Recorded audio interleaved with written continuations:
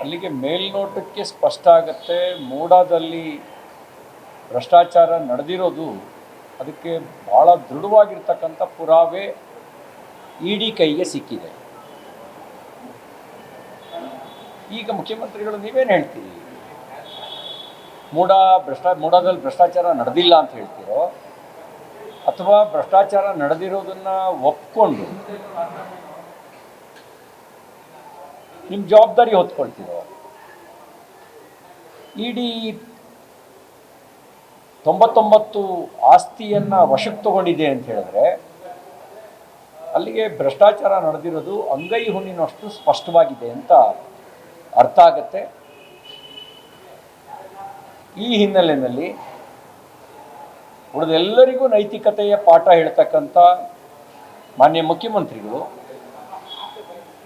ಈಗ ನೈತಿಕತೆಯ ಪಾಠವನ್ನು ತಮಗೂ ಅನ್ವಯ ಮಾಡಿಕೊಳ್ಳಿ